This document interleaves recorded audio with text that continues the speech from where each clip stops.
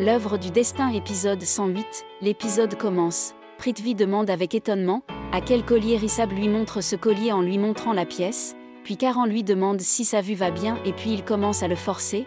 Karan lui demande de ne pas le nier car Preta l'a trouvé dans sa voiture et Dadi dit qu'elle l'a également vu. Rishabh dit qu'il ne devrait pas s'inquiéter mais devrait seulement répondre à la question qui lui a été posée, à savoir quel était ce collier dans sa voiture, ce à quoi Karan fait également pression sur lui et Prithvi se met également en colère en disant qu'il ne répondra qu'à Preta, puis il montre à Preta un reçu d'un collier disant qu'il a été acheté un cadeau surprise pour elle mais il ne pensait pas que sa surprise se transformerait en suspicion.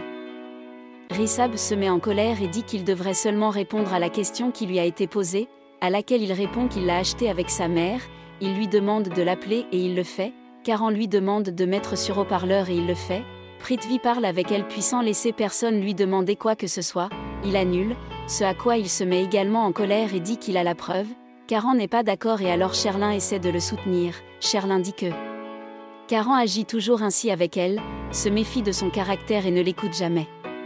Après quoi, elle s'enfuit en pleurant. Karina demande à Rishabh d'aller s'occuper d'elle. Rishabh part à contre-cœur. Karina demande à Karan d'arrêter car sa méthode est fausse. Rishabh va voir Sherlin où elle pleure et dit qu'on ne lui a pas fait confiance et qu'elle a été très insultée, ce à quoi Rishabh dit qu'elle doit arrêter d'agir ainsi et lui poser sincèrement cette question. C'était ce collier ? Elle dit qu'elle n'a pas été autorisée à répondre, ce à quoi il dit que ce n'était pas le cas car elle n'a même pas répondu et se tenait là tranquillement, il dit qu'il était également là et n'a rien écouté. Elle essaie alors de trouver une excuse à laquelle Rishabh dit qu'on lui a posé une question simple et qu'elle devait y répondre mais elle a échoué, il est sur le point de partir quand elle lui demande s'il fait plus confiance à Preta qu'à elle, ce à quoi il dit qu'il lui fait plus confiance qu'à lui-même. Preta court et arrête Prithvi en s'excusant auprès de lui pour ce qui lui est arrivé, ce à quoi il dit pourquoi doit-il lui pardonner car elle ne lui a jamais fait confiance, ni quand s'était absigne avec Sherlin, car elle pense qu'il a une liaison avec elle, mais il a toujours fait de son mieux pour défendre son honneur et cela ne lui a jamais fait de mal, mais elle a toujours fait exactement cela sur les paroles ou les conseils de Karan. Il dit qu'elle le veut et dit que rien ne se reproduira plus jamais comme ça, il dit qu'il ne lui pardonnera qu'à une seule condition et c'est qu'il ne veut pas voir les larmes dans ses yeux, il dit que s'ils doivent vivre leur vie ensemble, peut-elle le laisser lui donner le collier qu'il a acheté pour elle. Elle accepte et Karan devient très en colère, pensant qu'il est une personne très jalouse et qu'il fera tout ce qu'il faut pour l'arrêter. Prithvi la serre dans ses bras et voyant cela, Karan se met en colère et jette le vase, Prithvi et Preta se retournent stupéfaits, il lui dit que Dadi l'appelle car son pied lui fait mal, elle regarde Prithvi et il dit qu'elle doit aller vers elle et elle part. Quand Karan est sur le point de partir, Prithvi l'arrête et lui demande pourquoi il fait ça, ce à quoi Karan lui demande de dire la vérité, Prithvi répond qu'il connaît la vérité, ce à quoi Karan dit qu'il sait vraiment et qu'il le fera jusqu'à ce que tout le monde le sache. Karina demande à Sherlin d'arrêter de pleurer et il y a beaucoup de gens qui vivent dans cette maison et elle doit entrer dans leur maison et doit emmener tout le monde avec elle. Karina dit qu'elle a grondé Karan car c'était son erreur. Elle dit qu'elle est étonnée de la réaction de Rishabh et sent qu'il ne lui fait pas confiance, Raki lui demande de venir s'excuser, ce qu'il fait, puis elle dit qu'il doit s'excuser auprès d'elle, ce à quoi il répond qu'il peut le faire 10 ou 100 fois mais que cela devrait être son erreur. Raki lui demande de le faire pour elle et il fait exactement cela. Lorsque Rishabh s'excuse, Karan voit le téléphone de Sherlin et il pense à une idée. Rishabh s'excuse sèchement auprès de Sherlin et demande à Raki si elle est heureuse maintenant. Raki la remercie. Rishabh s'en va. Karan remercie sincèrement Sherlin. Sherlin était heureuse que ce soit ce qu'elle voulait. Karena se vantait de ses enfants. Rishabh cherche Preta du regard, qui vient d'arriver avec Prithvi. Karena blâme Preta pour tout ce qui s'est passé aujourd'hui, elle a dû questionner Prithvi brusquement en trouvant le collier.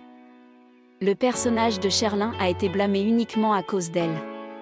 Grand-mère attire l'attention de tous sur le 25e anniversaire de mariage de Raki et Mahesh.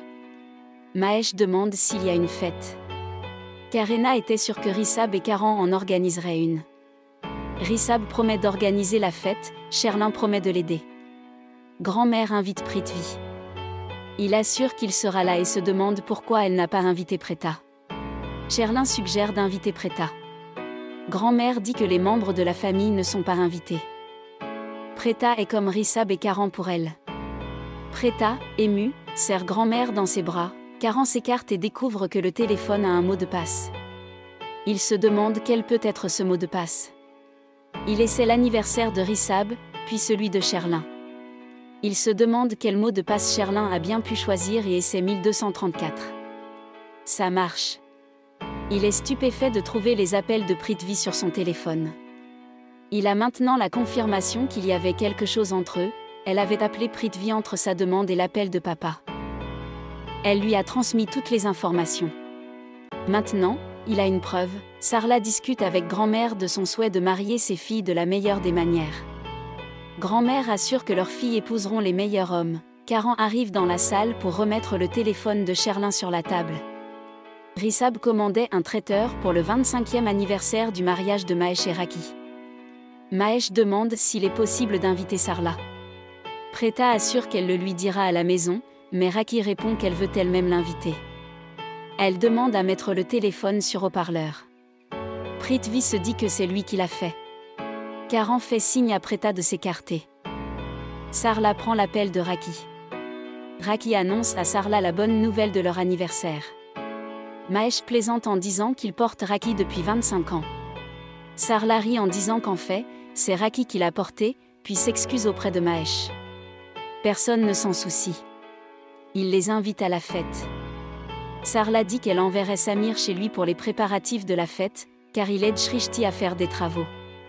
Raki tente sa chance et s'écarte pour parler à Sarla. Preta va chercher son sac dans la chambre de grand-mère. Karan la suit. Sherlin se demande ce que Raki a à dire à Sarla seule. Raki dit à Sarla que Samir n'est de toute façon pas du genre à venir aider qui que ce soit. Elle dit que cela signifie que quelque chose se passe sûrement entre leurs enfants, ils doivent essayer de le découvrir et de prendre leurs enfants en flagrant délit. Dans la pièce, Shrishti et Samir peignaient les murs ensemble. Samir lui dit de faire attention, il ne pourra pas la rattraper maintenant. Il se plaint qu'elle ne l'écoute jamais. Shrishti dit qu'elle n'est plus l'ancienne Shrishti et qu'elle écouterait tout ce qu'il dit. Shrishti descend les escaliers pour discuter avec Samir et lui pointe des erreurs dans sa peinture. Samir lui demande s'il est un peintre professionnel. Il a fait ce qu'il pensait être le mieux. Sarla a entendu leur dispute de l'extérieur, elle pense que Raki a dit autre chose, mais là, ils se disputent violemment. Il cesse de regarder Sarla. Sarla invente qu'elle voulait prendre le bol vide. Samir lui demande un verre d'eau fraîche, quelque chose lui a mis le cerveau en feu. Dans la cuisine, Raki était incrédule que tant d'années se soient écoulées pendant qu'elle versait des bonbons dans l'assiette. Mahesh arrive et dit que ces bonbons lui reviennent de droit. Ils partagent quelques doux moments romantiques ensemble, se nourrissent de bonbons et s'embrassent. Kritika était arrivée à la porte et avait arrêté Rissab. Raki, timide, les observait et s'éloigna de Mahesh en expliquant leur position. Mahesh dit cependant qu'il était d'humeur romantique. Les enfants ne pouvaient qu'apprécier. Mahesh s'agenouille devant Raki et s'exprime devant elle pendant que Rissab filme ses dialogues. Raki lui dit qu'elle l'aime aussi profondément pour avoir rempli sa vie de tout cet amour, même si ses ronflements la dérangent toute la nuit, qu'il dit n'importe quoi devant n'importe qui et qu'elle doit en assumer les conséquences, et qu'il a même oublié son anniversaire l'année dernière.